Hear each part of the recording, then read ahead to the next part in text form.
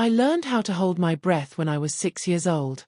Not because I wanted to swim deeper or stay underwater like the girls I saw in the movies. No. I learned because sometimes the smell in our one-room house was so bad, from the leaking roof, the mold, and the broken toilet, that I had to hold my breath just to fall asleep. It was a skill I would need more than I ever imagined. We lived behind the train station. The walls of our house were made of tin and old wood.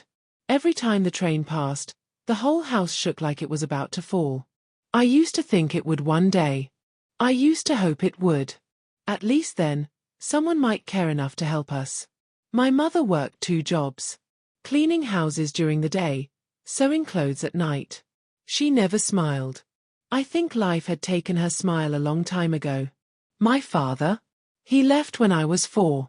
One morning, he just didn't come back. I was born poor. But I wasn't born without dreams.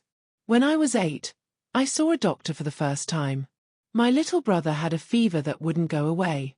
We waited 6 hours in a free clinic, and when the doctor finally came, he looked tired but kind. He gave us medicine, spoke gently to my brother, and patted my head. I remember thinking, he has power. Not the power to be rich, but the power to make pain go away. That night, I told my mother, I want to be a doctor. She didn't say anything at first.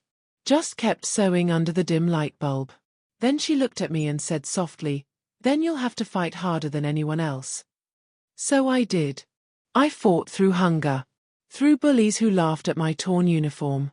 Through days when we had only rice water to eat. Through nights when the rain came in through the roof and soaked my homework. I kept going. But there were moments when I almost gave up. Like the time in 9th grade, when my teacher accused me of cheating because I scored the highest on the exam. I had studied by candlelight every night for a month. I cried the whole walk home. Not because I was angry, but because for the first time, I wondered if maybe poor girls weren't allowed to dream this big. But then I saw my brother, coughing in his sleep, and I remembered why I started.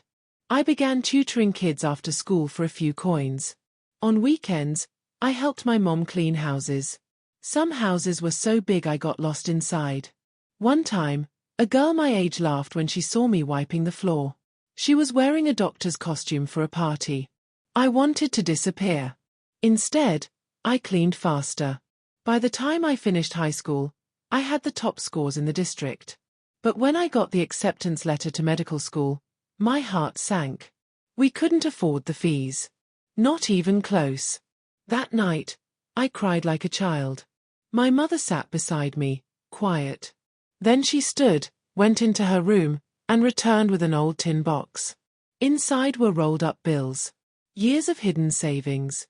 Years of skipped meals and sacrifices I never even saw. She placed the box in my hands and said, "Go." I still remember the smell of that box. Like dust and dreams. Medical school was another world. Everyone around me had laptops, nice clothes, spoke English without fear.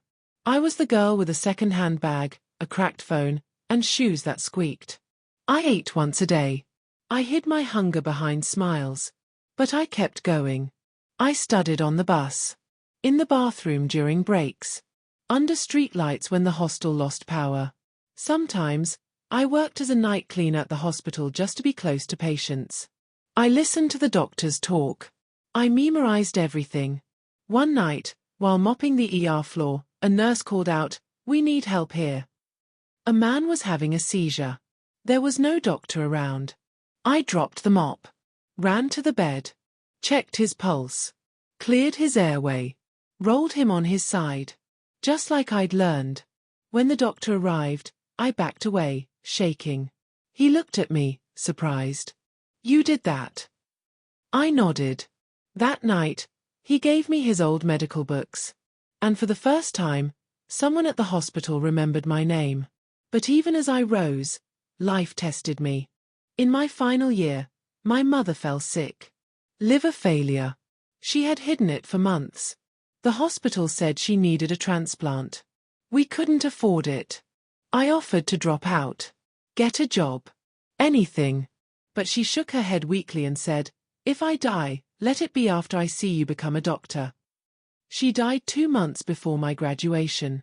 I didn't cry at the funeral. I didn't cry during my exams. I didn't cry when I received my white coat. But the night I saw my nameplate, Dr. Asha Dev, I locked myself in the hospital restroom and cried until my legs gave out. It was done. The girl who held her breath. The girl who cleaned houses, skipped meals, wore torn shoes. She had become a doctor.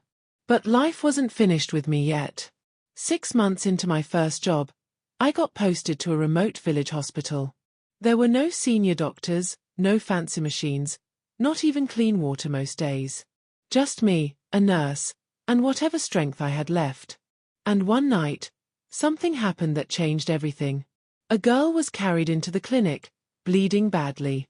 Her face was swollen. Her arm broken. Her father had beaten her for refusing to marry an old man. She looked no older than 12. The nurse whispered, "Leave it. It's a family matter. We can't fight them." But I couldn't stay silent.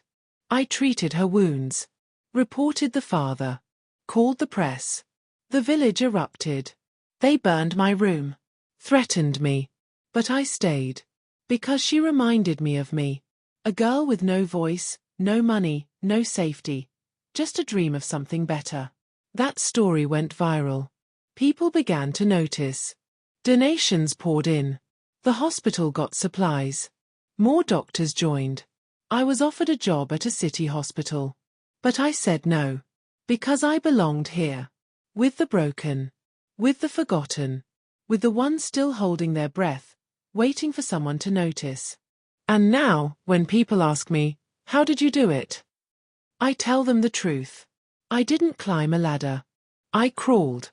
On knees scraped by poverty, on hands bruised by rejection, with lungs burning from holding in my dreams for too long. But I made it. And if I could, so can you. Now, I walk through these hospital corridors not as the girl who once cleaned them, but as the woman who commands them. Each patient I see carries echoes of where I've come from. I don't need their gratitude. I just want them to feel seen. Because for too many years, I felt invisible, drowned beneath labels like poor, problem, nobody. Now, I fight to make sure no one else is lost in silence. Every time I hold a child's hand, calm a crying mother, or simply sit beside someone in pain, I remember what it felt like to be powerless. That memory keeps me grounded. It keeps me human. There are days when the weight of everything, the loss, the exhaustion, the injustice, still threatens to pull me under. But then I see a girl walking barefoot past the hospital gates, her school books wrapped in plastic to keep them dry. I see her and I nod, because I know her. She is me. She is all the girls who have ever dared to dream beyond their circumstances. And if I can be her reminder that dreams can survive anything, that hope is a muscle that grows stronger in struggle, then all of this is worth it.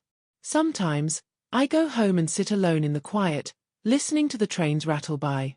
I remember that one-room house, the moldy walls, the roof that leaked like a sieve. I remember my mother's tired eyes, my brother's cough in the night, the way I used to hold my breath just to forget how bad things were. I don't forget those days. I never will. Because those memories aren't just scars.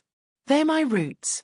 They're proof that pain can grow purpose, and that even the smallest, most overlooked lives can carry greatness inside them. So this is not just my story, it's a map. A trail carved by scraped knees, aching hearts, and undying resolve. If you're reading this and your world feels too small, your struggle too heavy, your dreams too far, know this, the world will try to tell you who you are. Don't listen. Hold your breath if you must. Hold it through the noise, the poverty, the pain. But when the time comes, exhale. Step forward. Speak. Fight. Become.